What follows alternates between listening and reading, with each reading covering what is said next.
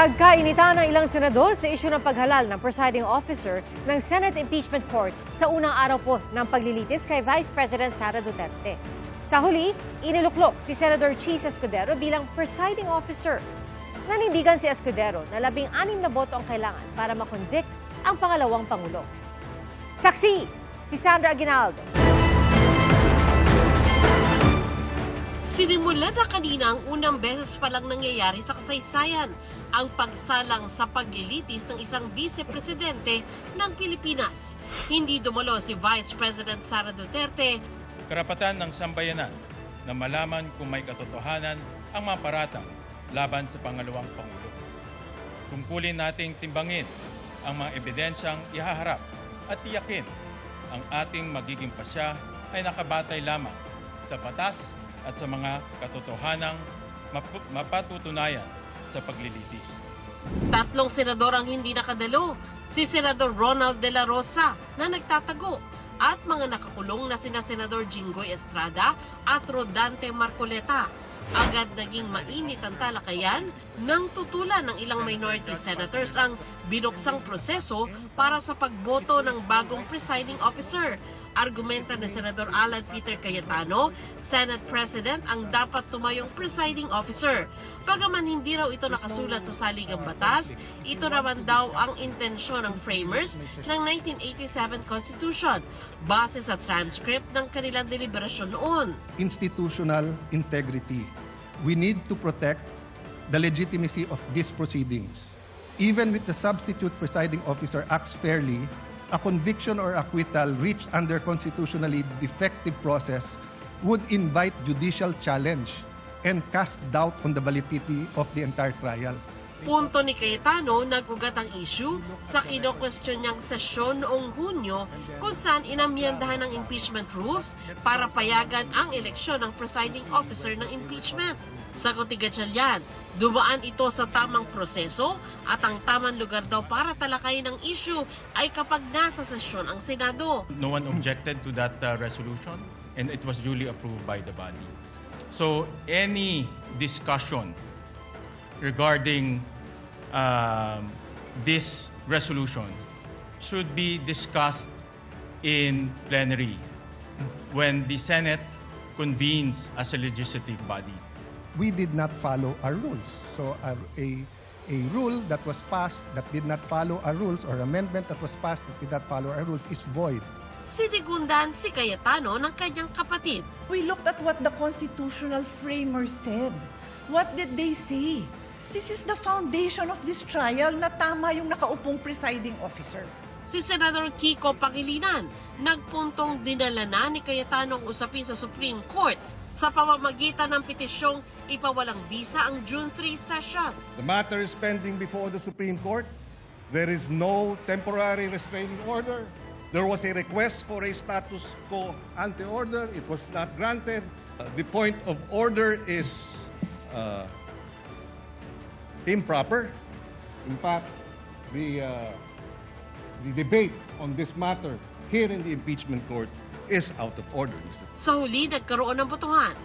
Pursuant to Rule 2 of the Rules of Procedures on Impeachment Trials as amended, I move to elect Senator Judge Francis Joseph Guevara Escudero as the presiding officer of this impeachment court. Objection, Mr. President, and may I allow to... We proceed Objection, to... Mr. President, I'm allowed to object and I'm allowed to Yes, explain you're my allowed to objection. object. You're allowed to object, but we will No, proceed Mr. with President. the division Mr. of President, the House. point... 12 senador ang bumoto kay Escudero. 8 ang tumutol. Hindi bumoto si Escudero. Sa pagpapaliwanag ng kanyang pagtutol, may patama si Cayetano kay Escudero. I have information that the 20 years AMLA records of Senator Escudero and his credit cards and bank accounts were all opened up in the office of the Senate President, where members of the Blue Ribbon Committee was here. Then we're going to ask him to preside. So there's a problem with, this is my explanation. This is my explanation. To the gentleman This is from Taguig. factual error. With all due respect, your statement's already out of order. It has nothing to do with the topic on hand. No, Mr. And President. the presiding officer will strike off It has The- all to do with this. will strike off It has all to do. the I do not, statements Mr. President, pertaining to Senator Mr. Escudero. President, Dahil umiinit na ang usapan, sandaling sinuspend ang trial. Dito na umakyat sa podium si Escudero sa tabi ni Gatchalian para pamunuan ang impeachment court. Sa kanyang opening statement, may paalala si Escudero sa kapwa senator judges. Trial must be guided with prudence, tempered by caution, and marked with unquestionable impartiality. We must avoid even the appearance of impropriety and observe the cold neutrality of an impartial judge at all times. May I therefore caution my fellow senator judges, the prosecutors, the respondent, and their respective counsels and witnesses to refrain from making any comments and disclosures to the public pertaining to the merits of this trial as mandated by the impeachment rules itself. Narito tayo upang alamin ang katotohanan at sa pamamagitan nito, mapairal ang hustisyang walang kinikilingan. Tinalakay rin ni Escudero ang issue kung ilang boto ang kailangan para makonvict ang respondent na si Vice President Duterte. The Constitution provides that no person shall be convicted without the concurrence of 2/3 of all the members of the Senate. With 24 members of the Senate, a literal interpretation of this means that conviction requires the affirmative vote of at least 16 senator judges. This is the prevailing law today. Whether we agree with it or not, we must abide by it. However, those who disagree are not without recourse, because this is without prejudice to the right of any party who holds a different view to seek judicial relief. Git Escudero, sakaling maglabas ng pasya ang Korte Suprema na iba sa kanyang sinabi, masusunod ang pasya ng Korte Suprema. I think you saw after si Senator Cayetano tried to put it on record na it's the decision of the court na 16. I don't think legally that is the case right now in the sense that it can be brought up again. It still depends na how yung trial will go on, and are there additional arrests that will be made? Are there senators who cannot participate, etc.? Ang House Panel of Prosecutors nagmosyon na basahin ang 4 na articles of impeachment at mag-enter ng tugon ni Duterte o kanyang plea na guilty or not guilty sa bawat article of impeachment. Tinutulan nito ng depensa. Sa huli, tinanggihan ng impeachment court na i-arraign si Duterte. We understand the position of the impeachment court that an entry of plea of not guilty is deemed from the filing of the answer of the respondent. We understand that. But it was our intention really to place it on record, regardless of the decision of the impeachment court, to make it more organized, to make it more responsive to the mandate of the Constitution, and to make it consistent. Tinalakay na rin ang iba pang pending na issue kaugnay sa magiging takbo ng paglilitis.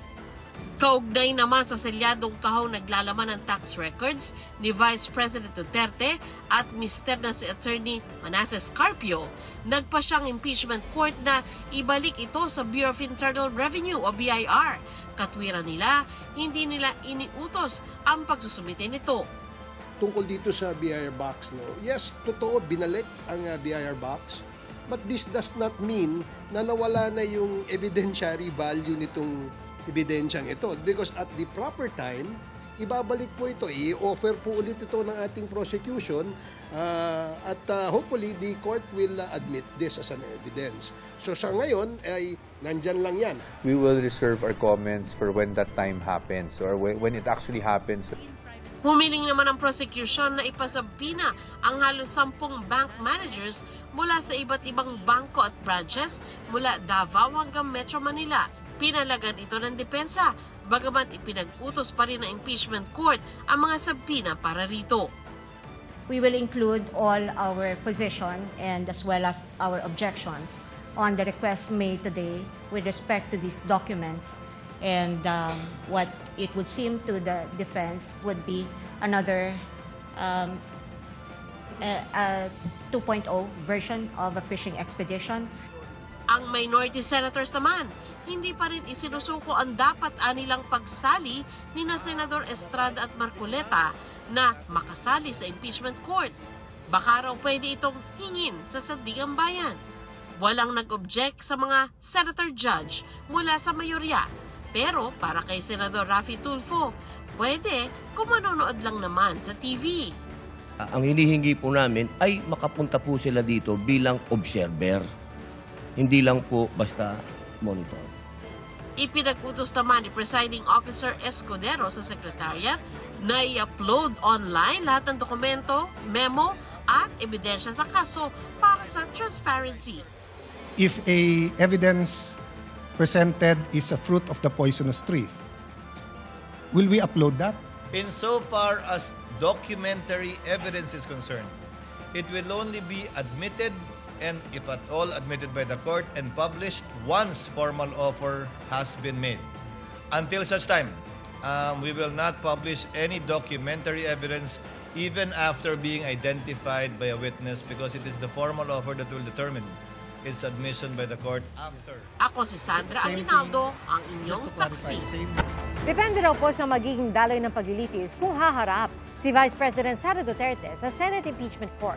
Ayon po yan sa kanyang defense team na tinawag na fishing expedition ang mga pagdinig noon ng House Committee on Justice. Ang prosekusyon naman nanindigang hindi politika ang kanilang motibo. Saksi si Joseph Moro. Wala si Vice President Sara Duterte sa unang araw ng impeachment trial laban sa kanya. Sa halip, 14 na abogado ng depensa ang humarap sa Senate Impeachment Court. 11 naman ang miyembro ng panel of prosecutors ng Kamara at 14 ang mga private lawyer na tumatayong counsel for the prosecutors. Kung ang ordinaryong Pilipino ay pinapanagot, bakit hindi ang pinakamakapangyarihan na opisyal ng pamahalaan? Hindi upang usigin ang isang tao, hindi upang maghiganti sa kalaban, hindi upang manalo sa politika, kundi upang sagutin ang isang tanong na napakahalaga sa kinabukasan ng ating republika. May saysay pa ba ang pananagutan sa ating bansa? Inisa-isa ng prosekusyon ng mga basihan ng pagpapa-impeach sa bise kabilang ang mga gawa-gawa umunong pangalan ng tumanggap ng confidential funds. Names that insulted the intelligence of the Filipino people. Mary Grace Piatos. Ang depensa tinawag na fishing expedition ng mga pagdinig ng House Committee on Justice.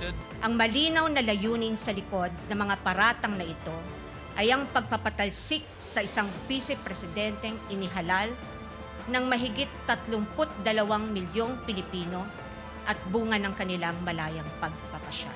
The prosecution now comes before this court to remove a vice president chosen by an overwhelming number of the electorate. Nagpatikim din ng depensa ang panig ni Duterte tulad na lamang sa umano'y maling paggamit na mahigit 600 million pesos na confidential funds ng OVP at DepEd. Inirekomendaan nila ng DBM sa Office of the President ang pag-aproba nito. Dagdag ng depensa, The burden of proof is on the prosecution, and unless it discharges that burden, the accused need not even offer evidence on her behalf, and she will be entitled to an acquittal. This is the law then. This is the law now. 72 araw ng paglilitis na may 150 na mga testigo. Narito na tayo sa banggaan ng mga ebidensya at kontra-ebidensya kung dapat nga bang i-impeach si Vice President Sara Duterte. Ayon sa kanyang kampo, depende sa magiging daloy ng paglilitis kung haharap ang Vice Presidente sa kanyang impeachment trial.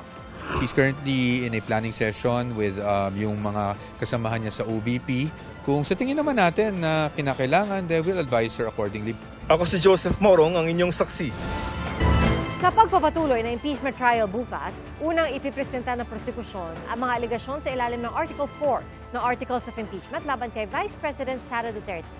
Kaugnay po yan ang umano'y pangungontrata ng Vice Presidente para ipapatay sina Pangulong Bongbong Marcos, First Lady Lisa Araneta Marcos at dating House Speaker Martin Romualdez. Pagbabanta at pang-uudyok ng sedisyon laban sa Republika ng Pilipinas. Susunod na ipipresenta ang Article 1 na tungkol naman sa sistematikong umanong pang-aabuso sa confidential funds na aabot sa 500 million pesos para sa Office of the Vice President at 112.5 million pesos naman para sa DepEd noong kalihim pa nito si Vice President Duterte. Isusunod naman ang prosekusyon ng Article 3 o panunuhol sa mga opisyal ng DepEd. Huling tatalakayin ang Article 2 o ang pagkamal-umano ng di maipaliwanag na yaman, hindi buong pagdedeklara ng lahat ng yaman ng pangalawang Pangulo at kanyang mister na si Attorney Mans Carpio sa Statement of Assets, Liabilities and Net Worth o SALN. At kabigo ang mag-divest ng Vice Presidente sa kanyang business interests mula 2022 hanggang 2025. Ang depensa ng Vice Presidente sa isinumiting tugon sa Articles of Impeachment, bigong patunayan na mayroon siyang iligal o itinatagong yaman. Nakabatay raw sa mga assumption o haka-haka ang mga alegasyon. At kaugnay naman ang alegasyong panunuhol, ay sa depensa, kulang ang ebidensya para sabihin na kay Duterte galing ang perang nakuha ng DepEd officials o sinubukan niyang suhulan ng mga ito para maimpluwensyahan ang procurement process. Sa issue ng confidential funds, giit ng depensa, wala pang korteng naglabas ng desisyon na may pang-aabusong nangyari. Ipinakikita raw ng ebidensyang ipinisenta sa mga pagdinig ng House Committee on Justice na dumaan sa kinaukulang proseso ang paglabas ng pondo. At sa issue naman ng grave threats, wala naman daw patunay na talagang nangontrata ang Vice Presidente ng hitman para ipapatay ang Pangulo. Ang kanyang mga sinabi bahagi raw ng kanyang freedom of expression. Tumaas po ang tensyon sa pagitan ng mga pulis at ng ilang grupo sa unang araw ng impeachment trial ni Vice President Sara Duterte. Nauwi po sa tulakan ng harangan ng mga pulis at mga sumusuporta sa impeachment ni Duterte ang entrada ng Senado. Sa isang punto, nagkasalubong pa ang mga relistang pro-impeachment at ang grupong sumusuporta sa Vice Presidente. At dito na pumagitna ang mga pulis para maiwasang magkagulo ang dalawang panig. Base sa tala ng pulisya, umabot sa mahigit 300 ang nagrally sa labas ng Senado at aabot naman sa 4,000 pulis ang idineploy para magbantay sa paligid ng Senado. Hawak na po ng otoridad ang 4 na kinasuhan ng plunder kaugnay sa 75 milyong pisong donasyon kay Senador Rodante Marcoleta noong 2025.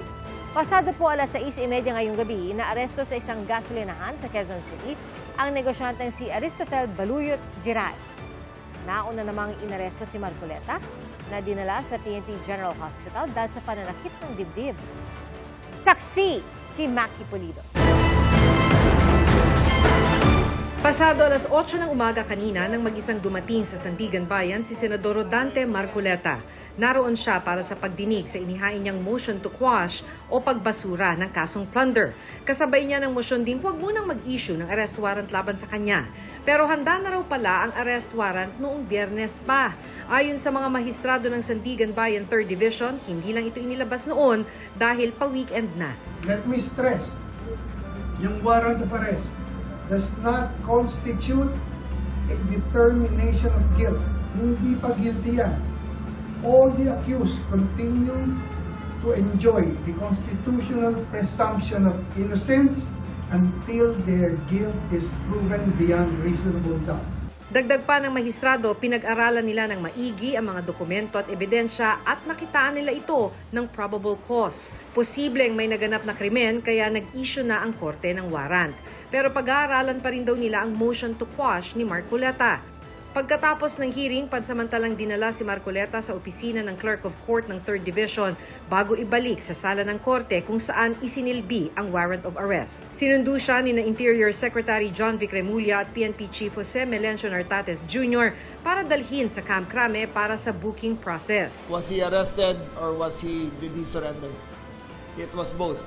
He went there voluntarily sa Sandigan Bayan to file a motion to quash. Subsequently, when it was denied, we closed down the building, we arrived, and we arrested him.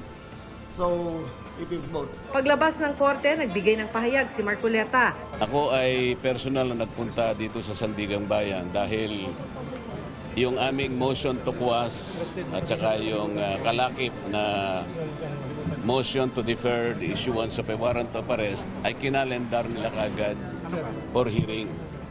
Itong ganito nga sa umagang ito.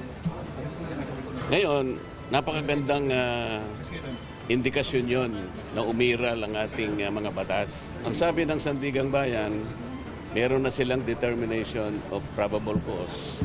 Kaya sila nag-issue ng warrant of arrest. Igalang natin yon. Kaya meron naman kaming motion to quash, pinagbigyan naman yon. At alam ko naman, yon ay bibigyang daan pa rin. Pagpunta ko rito, inaasahan ko na lahat ang mga prosesong gagawin ng korte. Ako ay hindi magtatago, haharapin ko ang batas. Ang plunder case ay nag-ugat sa pagtanggap umano niya ng 75 million pesos mula kay dating Congressman Mike Defensor at 2 iba pa noong January 2025 bago ang kanyang kampanya sa pagkasenador. Hindi ito idineklara ni Marcoleta sa kanyang Statement of Contributions and Expenditures o SOSE. Paliwanag niya, nakuha niya raw ito bago pang simula ng campaign period, kung kailan hindi pa siya itinuturing na kandidato. Pero giit ng Ombudsman, hindi niya rin ito idineklara sa kanyang Statement of Assets, Liabilities and Net Worth o SALN. Dagdag nila, masyado raw malaki ang halaga para ituring na regalo lang, lalo't nakaupo siya noon bilang kongresista. Sakay ng coaster ng PNP, ibinyahe ang senador papuntang Camp Crame. Sumailalim siya sa booking procedure sa opisina ng CIDG kung saan siya kinunan ng fingerprint at mugshot. Pagtitiyak ng PNP, mapapangalagaan ang dignidad ni Marcoleta sa buong proseso. Kung naman ang kanyang kalagayan sa kanyang buhok ay hindi ho namin wawalangihin. We are here to arrest him and to have him tried but not to humiliate the person. Ilang saglit lang, inilabas ng CIDG ang senador at isinakay sa ambulansya. Dinala siya sa PNP General Hospital sa loob din ng Camp Crame. Nagreklamo si Senator Marcoleta ng chest pain and mataas yung BP niya. That's why dinala muna namin sa hospital. Nakataas daw ang BP niya, sir? 150 something. Dahil 72 anyos na ang senador, kailangan daw niya ng mas masusing medical examination tulad ng ECG. Nakasalalay ngayon sa mga doktor ng PNP kung kailan siya pwedeng iharap sa Sandigan Bayan para sa return of warrant. Hindi namin alam kung kailan matatapos yon, but hopefully within the next 2 days tapos na lahat ng kanyang examinations para sa full health na i-report namin sa Sandigan Bayan. Bukod kay Marcoleta, ipinaaresto rin ng korte ang 3 kapwa-akusado niya kabilang si dating Congressman Mike Defensor. Kami na lumalaban sa korupsyon ang nauna pang nakulong sa isang kasong walang batayan. Sa aming pong pagkakakulong ay hindi na po kami makakapagsalita sa korupsyon. Ayon kay Remulla, naaresto sina Defensor at negosyanteng kapwa-akusado na si Joseph Espiritu sa isang coffee shop sa Quezon City.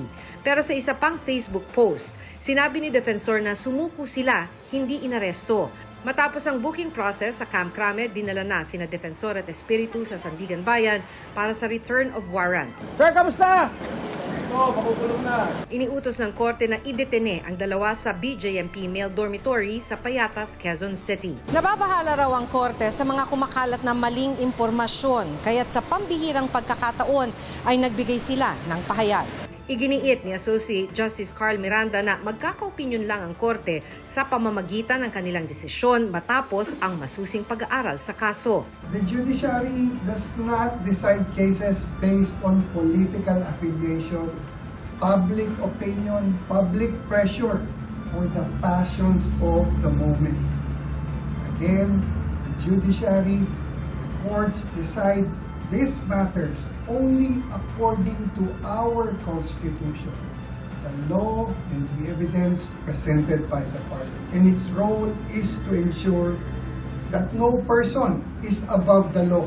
The court has no politics, guided only, sorry for the third time, the Constitution. Bukod sa arrest warrant, naglabas din ng whole departure order laban sa 4 na akusado. Ako si Maki Pulido, ang inyong saksi. Nagdala po ng malalakas na hangin at ulan ang Super Typhoon Bavi sa Guam na isa po sa mga teritoryo ng Amerika sa Pacific Ocean. Ayon sa US National Weather Service, nanalasa ang Category 5 na bagyo sa Northern Mariana Islands, partikular sa Tinian, Saipan at Rota. Ayon naman sa Pag-asa, inaasahang mapapanatili ng bagyo ang lakas nito hanggang sa makapasok sa Philippine Area of Responsibility bukas ng gabi hanggang Miyerkules ng umaga. Tatawagin po itong bagyong Inday. Base sa datos ng Metro Weather, maaliwalas pang panahon bukas ng umaga sa malaking bahagi ng bansa. Pero magkakaroon na ng mga pag-ulan sa tanghali hanggang hapon. Mataas po ang tsansa ng ulan sa kanlurang bahagi ng Luzon at Visayas. At sa Metro Manila, asahan din ng ulan bukas ng hapon at gabi. Online kabastusan ang modus ng 19 anyos na lalaking inaresto sa Pampanga. Mga menor de edad umano ang mga biktima na iniengganyo sa pamamagitan ng isang online game. Saksi, si Emil Sumang. Sa kanilang bahay sa Pampanga, dinakip ng National Bureau of Investigation o NBI ang 19 anyos na lalaking ito. Arestado ka ng NBI, ah? Ang suspect, sangkot umano sa online kabastusan. Abuse and exploitation. Ayon sa NBI Violence Against Women and Children Division, aktibo ang suspect sa online gaming at isa raw sa mga nilalaro niya, ang Roblox. Dito raw naghahanap ang suspect ng mabibiktima at ang kanyang estilo. Kakaibiganin muna ang mga kalaro at kapag nakuha na ang loob nito, saka yayayain ng biktima na pumasok sa group chat kung saan ilalatag ng suspect ang kanyang offer. Maghuhubad ka, you will be performing lewd acts. Kapalit nito, nagbibigay siya supposedly ng Robux, yung digital currency ng Roblox. Okay, because of that, ang aming Violence Against Women and Children Division processed information and during online surveillance was able to identify a particular user online na meron ngang gantong klaseng activity. Ang kadalasang biktima ayon sa NBI, puro menor de edad. Katunayan, naaktuhan pa ng NBI ang suspect na may kachat noong isagawa nila ang pag-aresto. The subject was actively enticing another 12-year-old victim. Yun nga, para magbigay ng mga porn materials. May mga naloloko naman suspect dahil ang ibinabayad na digital money sa mga biktima nagagamit din agad sa online gaming. Ang tanong, saan naman dinadala ng 19 anyos na suspect ang mga larawan at video na nakukuha niya? Ito pong mga gantong klase ng materials are actually being sold as well online to several users abroad. Marami po bumibili niyan. Patuloy namin sinusubok na makuha ng panig ang inaresto. Pakiusap ng NBI sa mga magulang, bantayang maigi ang mga anak. At kung nakaramdam ng pagdududa sa mga nakakausap nila online, i-report agad sa mga alagad ng batas. Walang problema kung games lang. Pero if they fall victims sa gantong klase ng mga subject na gumagawa ng illegal, magiging malaking pong problema. Ako si Emil Sumangil, ang inyong saksi.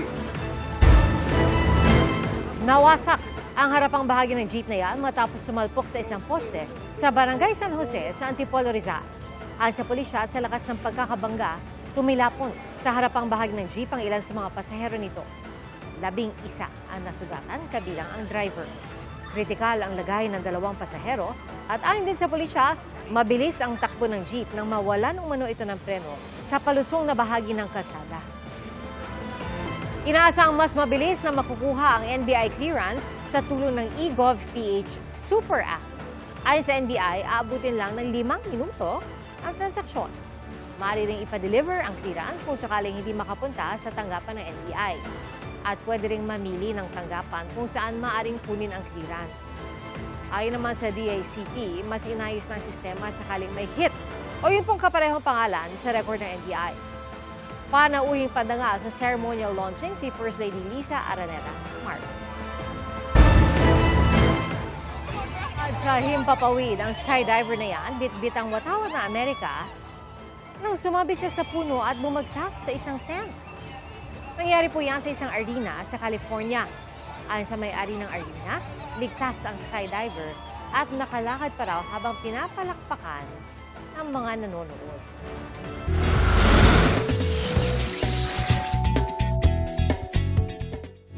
Madadapa pero lalaban. Panalo po hindi lang sa court, kundi sa puso ng mga Pilipino ang halos pagsubsob ni Pinay tennis sensation Alex Ayala para tamaan ng bola sa kanyang laban sa Wimbledon. Naging inspirasyon yan sa tennis training na magkasintahang sina Justin at Jenny sa Cainta Rizal. Pero teka, parang mali yata. Ang kwento ni Justin, nagbiro ang kanilang coach na ituturo ang viral na kilos ni Ayala. Kaya napagkatuwaan nilang kayahin ito. Pero hindi raw biro ang sakit sa katawan at matinding lakas na kailangan para magawa ito. Salamat po mga kapuso sa inyong pagsaksi. Ako po si Pia Arcangel. Ito, GMA News. Walang kinikilingan, walang pinoprotektahan. Noon at ngayon, serbisyo ito.